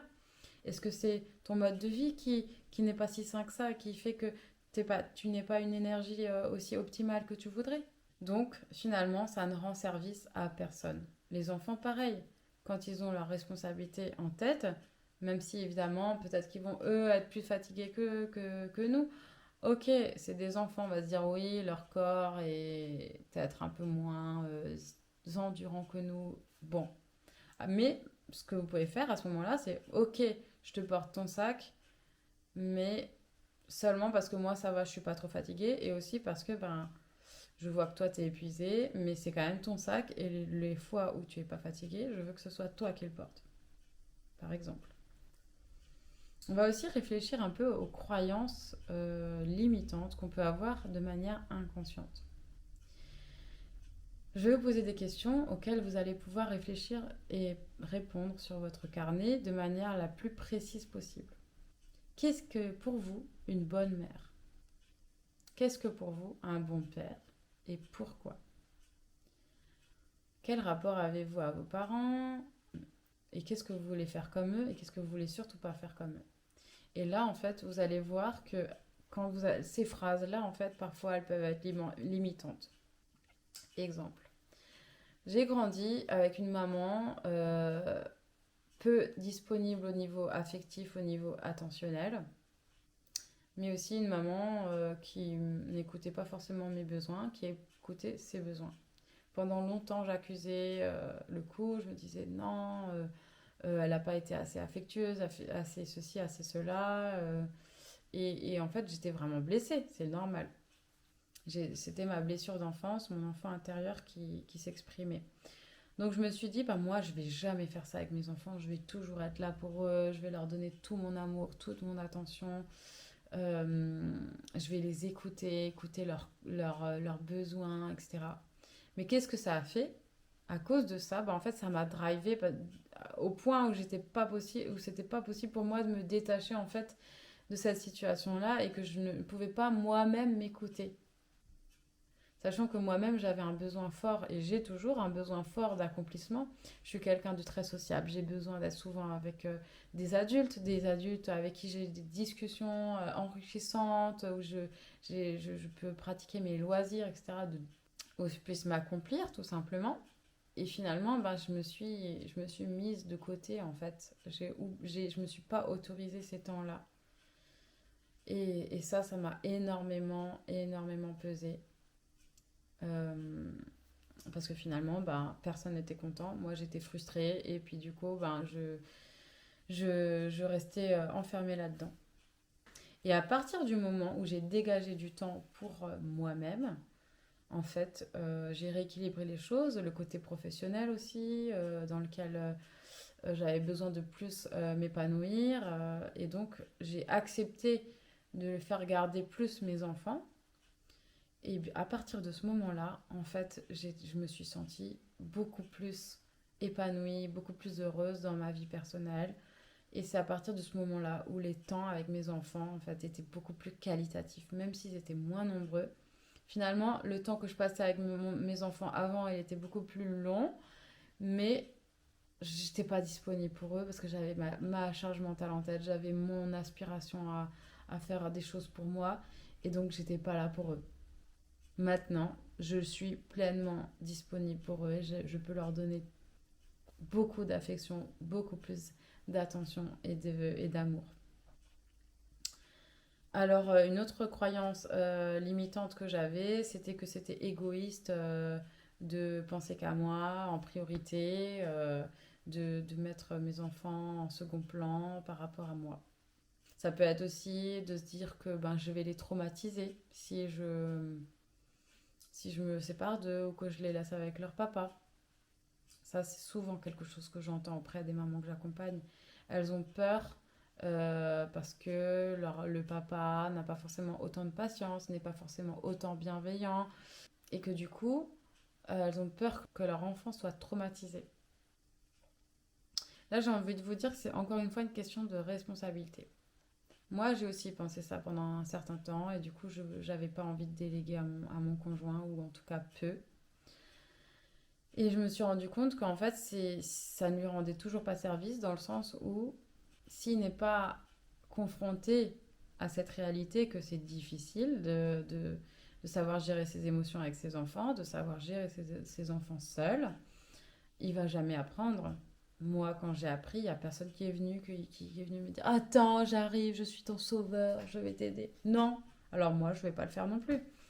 Et c'est à partir de ce moment-là que le cercle vertueux s'enclenche aussi, puisque je laisse la responsabilité à mon conjoint prend confiance en lui, mes enfants comprennent aussi que on peut faire confiance à leur papa et que le lien en fait va se développer avec lui. Donc c'est tout bénef au final. Et sachez que évidemment si le papa est violent, qui va de manière répétitive faire des choses vraiment toxiques pour l'enfant, là je comprends. Mais si il va se mettre en colère, etc. Oui, alors il n'a pas eu la même éducation que vous aussi. Peut-être que il n'a pas fait autant de travail sur vous que sur lui que vous. Il y a beaucoup de choses qui va faire que un papa va pas forcément être aussi patient que vous. Mais sachez aussi que c'est un apprentissage pour votre enfant, pour vos enfants. C'est-à-dire qu'un enfant c'est intéressant qu'il soit confronté à différentes façons de faire. Pourquoi? Parce que la vie, en général, ce n'est pas une vie de bisounours. On n'est pas dans un monde bienveillant à 100%. Et donc, en fait, en comprenant ça, en s'adaptant autrement, il va pouvoir grandir aussi. Moi, par exemple, de ma maman qui ben, finalement était si distante avec moi, etc., ben, j'ai appris à être autonome. J'ai appris à faire par moi-même. Et du coup, ça a développé des capacités, une certaine force en moi que je n'aurais pas eu si elle avait été toujours derrière moi, toujours en train, voilà, toujours à m'aider, etc. Donc, il y a toujours le côté positif. Je trouve que c'est intéressant de parler à ce moment-là du triangle bourreau, sauveur, victime, hein. C'est un peu ce qu'on retrouve dans les contes de fées, le méchant, il y a la victime, et puis il y a le gentil qui va venir sauver la victime, etc. Ça, c'est des schémas en fait qui se répètent dans la société tout le temps, tout le temps, tout le temps, sauf que c'est un cercle infini. Et finalement, c'est assez nocif pour tout le monde parce que la victime, déjà, elle se croit victime, donc elle sait elle a l'impression qu'elle va pas pouvoir sortir de cet état-là, qu'elle dépend du sauveur. Le sauveur, ben, il a toujours cette responsabilité d'être là tout le temps, d'être là, de protéger sa victime. Et le bourreau il va se sentir méchant, il va pas avoir la confiance des autres. Et donc, en fait, les relations, elles vont être très malsaines, puisque il va pas y avoir de coopération possible en fait. On va être figé dans cette situation là parce que ça va être par exemple bah, le papa qui va se mettre en colère parce que l'enfant il a fait une bêtise par exemple. L'enfant il va être la victime parce il a peur de son papa qui se fâche, et la maman qui du coup il va aller chez sa maman pour qu'elle le console par exemple, ou la maman qui va venir dire au papa mais arrête, il a rien fait, non non non. Donc ça c'est très classique, moi je le vois vraiment partout chez les femmes que j'accompagne, mais autour de moi. Et en fait, non, c'est normal, une maman, elle a envie de protéger son enfant. Mais par contre, bah, ça va véhiculer que, en fait, on peut pas faire confiance à son papa, que son papa, il est méchant, que même soi-même, du coup, le papa, il va aussi se sentir indigne de confiance. Et l'enfant, il va se sentir ben, vulnérable. Alors que finalement, on peut renverser la balance et se dire, bon, ok, moi, c'est ma peur à moi. Donc, en tant que maman, j'ai peur que mon enfant soit traumatisé, par exemple, avec la colère de mon conjoint. Je vais essayer de gérer ma colère, ma peur toute seule. Je vais essayer, voilà, je vais me mettre en retrait. Je vais essayer de leur laisser la possibilité de régler leur conflit seuls. Et de, pourquoi pas, remettre des mots par-dessus. Oui, j'ai vu que tu avais peur par la suite, dans un second temps. Ça, c'est une possibilité. Après, il y a différentes façons de réagir, hein. Mais on va venir, oui, j'ai vu que tu as eu peur de la colère de papa, je comprends, papa il était fâché que tu avais fait une bêtise, est-ce que tu peux faire une réparation à papa pour qu'il soit plus en colère avec toi, etc. Et de dire par la suite avec le papa, ben, bon, quand même, tu étais un petit peu fort, mais pour que l'enfant comprenne que ce soit que les deux parents sont une équipe, de se dire que ben on le fait en fait pas devant l'enfant, on discute entre nous quoi en tant que éducateur à chacun au même niveau, qu'il n'y en a pas un qui a une vérité absolue. Je lui dire écoute bon moi j'ai trouvé que tu étais un petit peu fort là quand même, de lui remettre de l'empathie, un petit coup d'empathie parce que peut-être les papas ont peut-être un peu moins d'empathie aussi. Et après, ben, le papa, il va aussi pouvoir apprendre de ces erreurs-là. Et puis, s'il voit qu'il a trop d'émotions, ça va aussi lui renvoyer que, ben, oui, il y a peut-être quelque chose à faire, quoi. Il va peut-être falloir que tu te prennes en charge aussi, tes émotions, etc. Que tu changes des choses. Et, et voilà, donc ça, c'est un piège dans lequel on tombe souvent, ce triangle-là. Et vraiment, je vous invite à essayer de vous en extirper au maximum. On peut aussi avoir comme croyance limitante que les hommes, ils savent rien faire dans les tâches ménagères, ils y connaissent rien et que du coup, ben, c'est perdu d'avance ou alors qu'ils le font pas à temps, ils le font pas correctement et qu'il faut reprendre derrière, etc. Et donc voilà, ça nous limite de penser ça. Moi, j'avais aussi en tête une croyance que de nos jours, c'est dur d'être une femme parce qu'on doit tout gérer, à la fois le domicile, à la fois les enfants, le travail, que c'était dur en fait d'être une femme. Et finalement, bah non, maintenant j'ai plus cette croyance-là. Après l'avoir conscientisée, on peut faire le choix conscient en fait de se dire est-ce que j'ai envie de continuer à nourrir cette croyance ou pas. Alors parfois, évidemment, c'est pas si facile que ça. On a toutes les émotions qui nous viennent, on a des traumas du passé qui vont venir nous conditionner en fait dans ces schémas-là. Donc on a beau en avoir conscience, parfois ben, c'est plus fort que nous, on n'arrive pas à aller au-delà. Et là c'est pourquoi ben, je vous propose moi des accompagnements sur mesure avec de la libération émotionnelle où on peut vraiment aller en profondeur. J'ai envie de vous dire aussi, on va arrêter de négocier avec soi-même. Si soi-même on est fatigué, si soi-même on n'a pas envie de faire quelque chose et que c'est pas une urgence absolue, on dit non, tout simplement. Par exemple, c'est l'heure du repas du soir, vous avez pas du tout d'idée de quoi manger ou pas envie. Vous allez, c'est pas que de votre responsabilité. Donc vous pouvez très bien, moi ce que je fais, c'est j'appelle mon conjoint quand je sors du travail. Je dis bon, ok, je sors du travail, est-ce que tu as une idée de ce qu'on peut manger? S'il est à la maison, est-ce que tu peux juste regarder dans le frigo pour que je puisse, le temps du trajet aussi réfléchir et que toi aussi, si tu as une idée, tu peux me dire. Et donc, on peut anticiper comme ça et de se dire, bah, soit on négocie un truc où on prépare ensemble le repas, ou c'est monsieur qui fait, même si c'est parfois un truc un peu moins bon pour la santé, mais bon, voilà. Ou alors on commande quelque chose. Il peut y avoir aussi une croyance que bah, c'est pas bien de se reposer. Il faut travailler, il faut se sacrifier dans la vie. Tout ça, ce sont des croyances qu'on a, et puis il doit y en avoir d'autres chez vous ou pas. Mais l'important, c'est de les noter, et puis de se dire à chaque fois qu'on entend cette petite voix, blablabla, de se dire ah ah ah ah, je t'ai entendu, ma cocotte. Je décide ou je décide pas, en fait, de tes côtés. On reprend en fait le dessus. C'est ça que je veux vous dire depuis le début. On peut peut-être se sentir une victime de la situation, mais c'est pas le cas. Vous avez toutes les ressources en vous. Toujours dans l'aspect mental, je vais vous inviter à réfléchir aux bénéfices cachés que vous avez à être dans cette situation. Je le sais, vous avez aucunement envie de rester dans cette situation et c'est vraiment compliqué. Je l'ai vécu moi-même. Il n'y a personne qui a envie de rester là-dedans. Mais je vous garantis que quand on est bloqué dans une situation, c'est au niveau inconscient, on a des bénéfices cachés à y rester, que ce soit concernant vos émotions, les membres de votre famille, votre conjoint, votre vie professionnelle, votre vie perso, etc. Par exemple, je vais vous lister quelques-uns des miens. Je me disais, je nourrissais la croyance que j'étais une bonne mère, en fait, de rester avec mes enfants, de travailler moins et que j'étais bien vue comme telle. Pareil pour les tâches ménagères. Je me disais que je ne traumatisais pas mes enfants, je limitais ma culpabilité à faire garder mes enfants, ma fille surtout au début, parce qu'en fait, ça me faisait culpabiliser par exemple de ne pas travailler beaucoup, de faire garder ma fille par exemple. Ou alors la culpabilité de laisser mon mari gérer alors que ma fille était en train de pleurer par exemple, de toutes ses larmes de son corps, parce que j'étais pas là.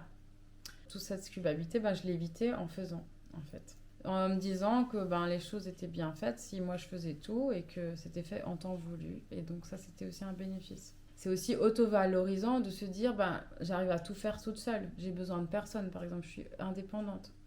C'est aussi intéressant de se dire que j'ai pas besoin de me positionner face à un conjoint qui va avoir aussi un positionnement fort parfois.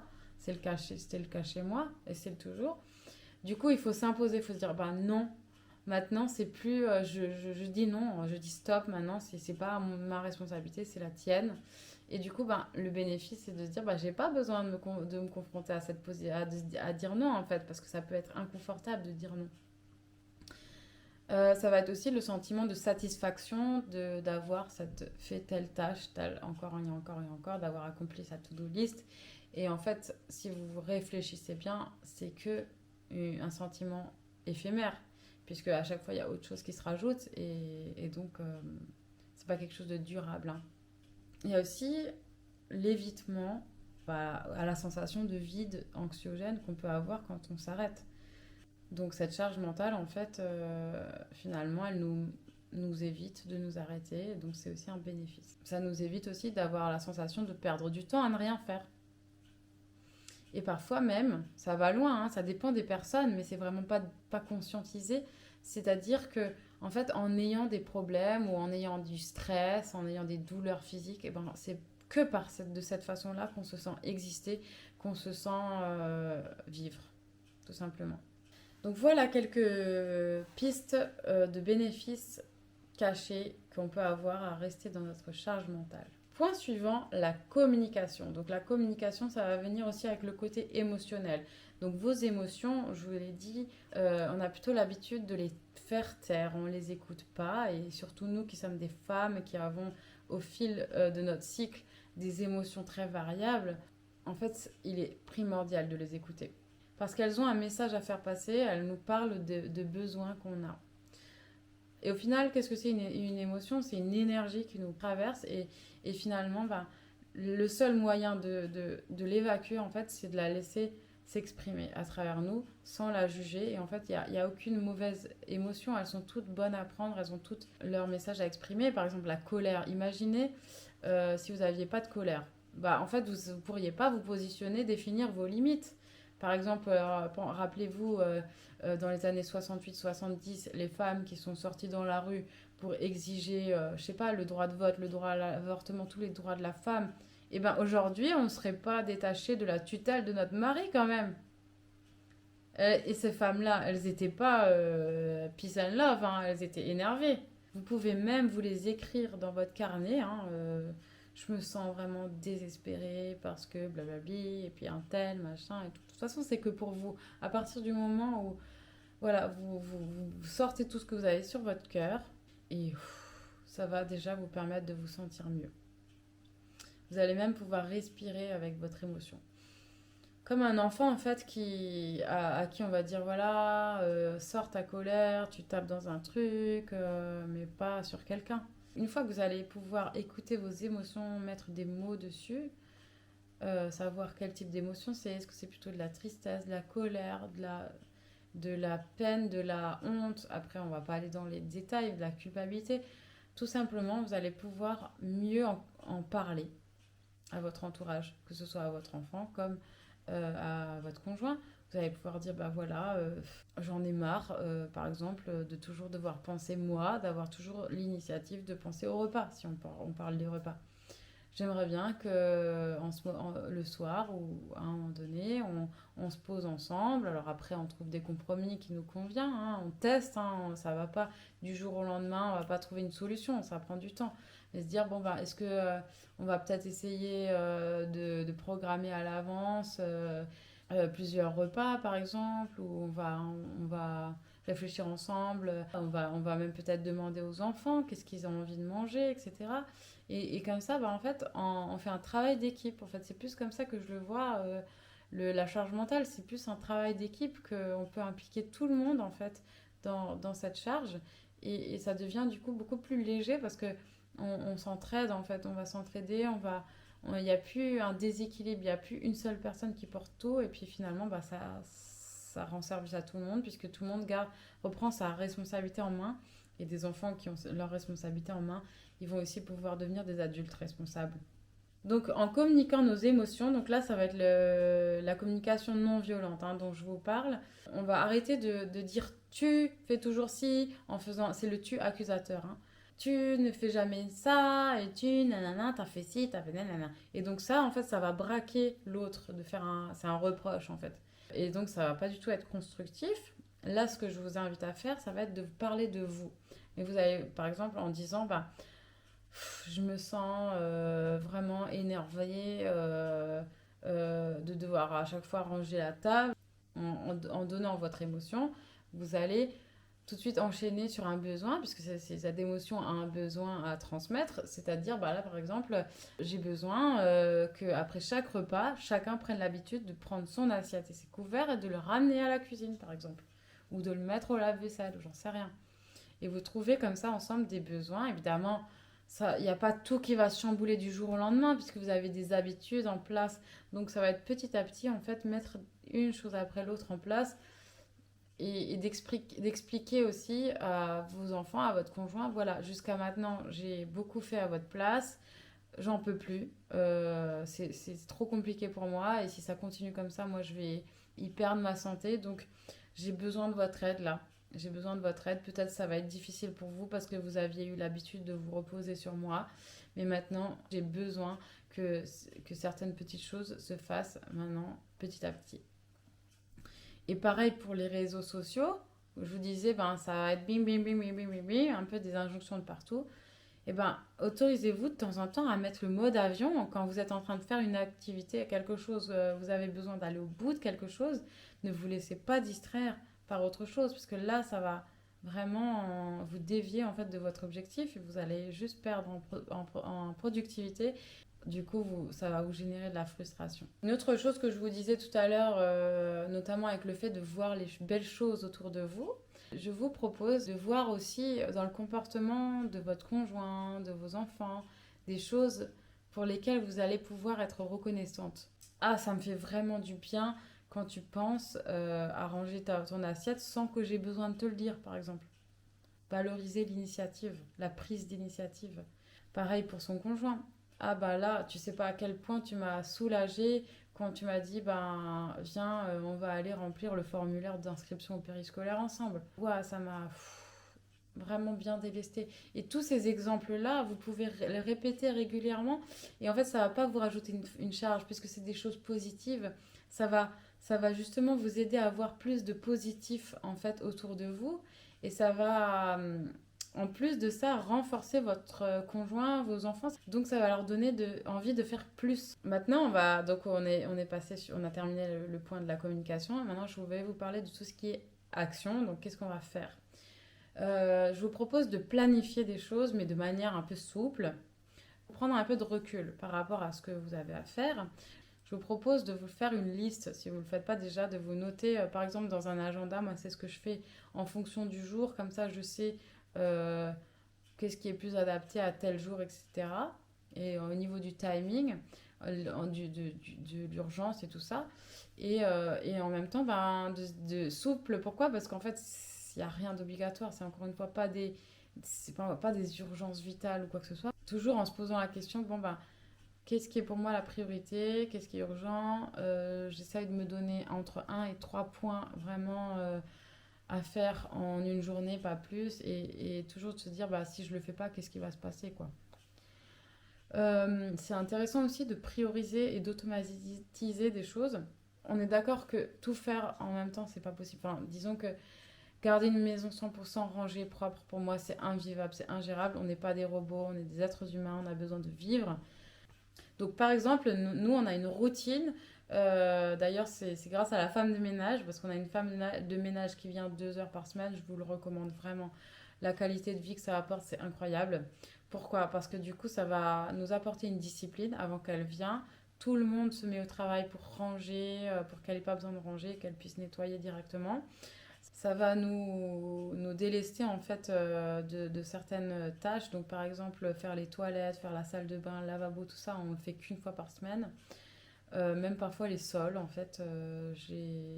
Même le plan de travail dans la cuisine, c'est elle qui fait, moi je fais pas. Il y a plein de choses comme ça qui vont être faites qu'une fois et j'ai même pas besoin de passer. Et je dis je, et voyez c'est même pas. C'est même engrammé encore hein, dans beaucoup de cerveaux féminins.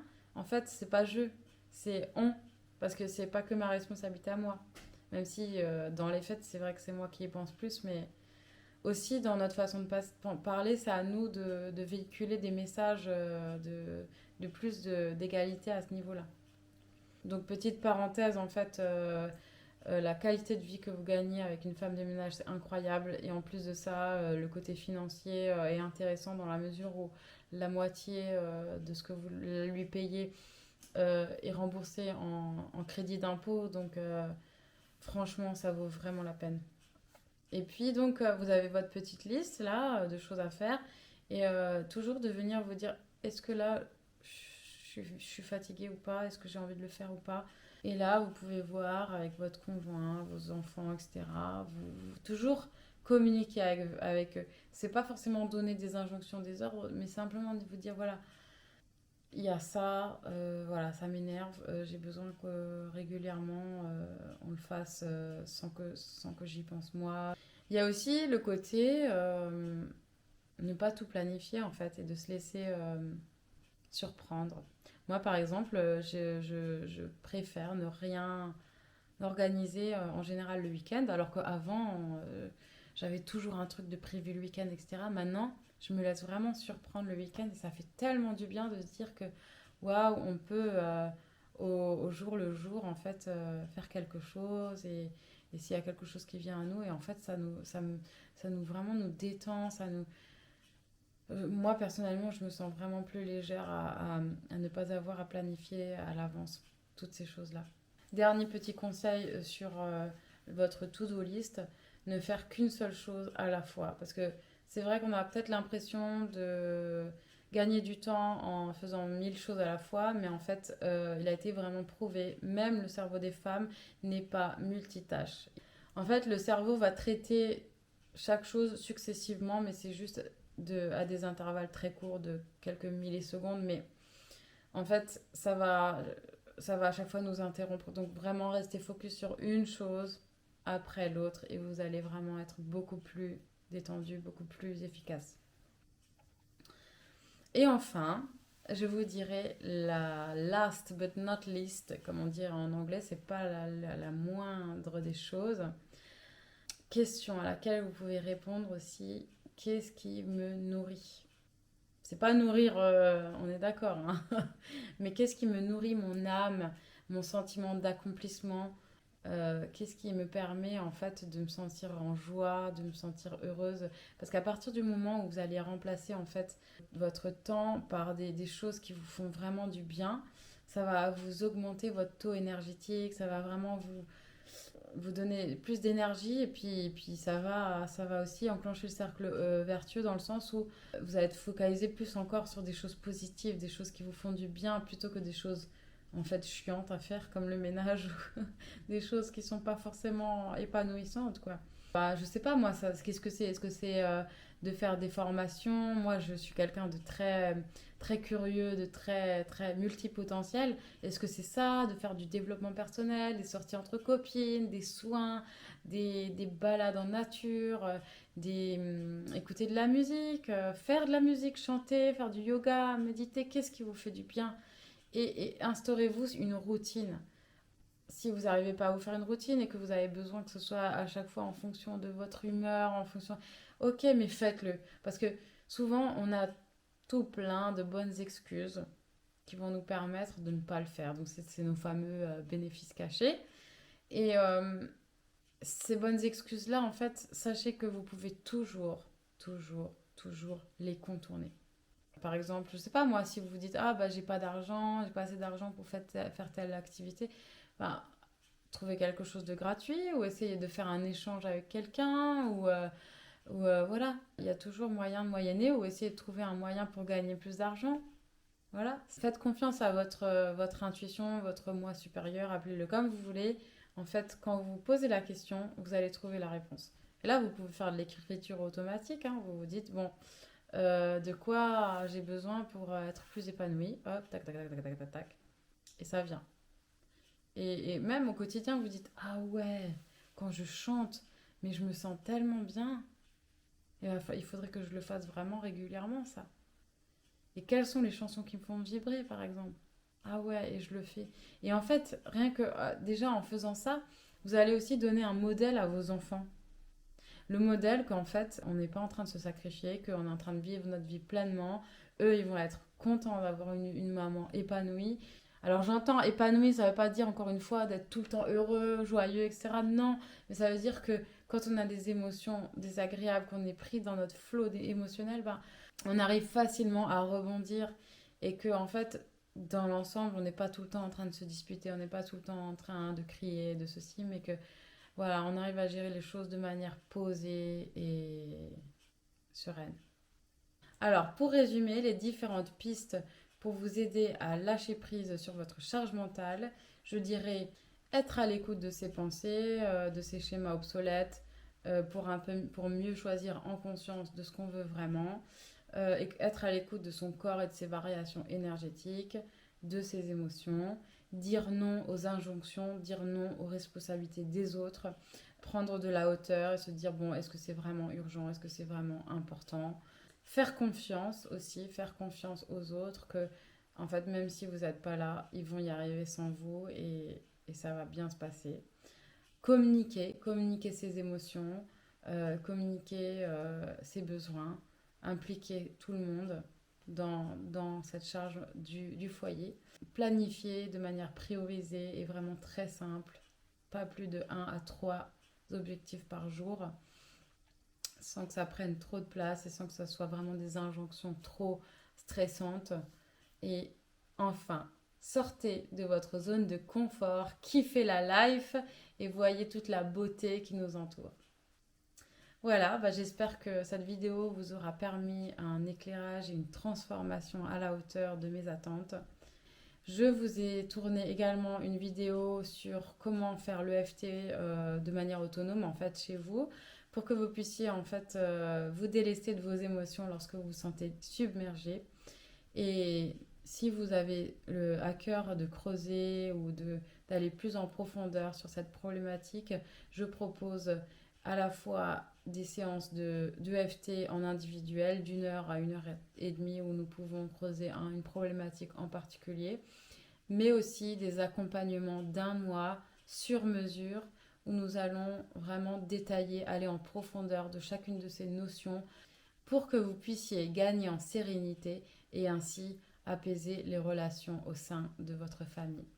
Voilà, bah je reste à votre entière disposition. Si vous avez la moindre question, vous pouvez me joindre par message privé. Je vous dis à très bientôt et belle transformation. Au revoir.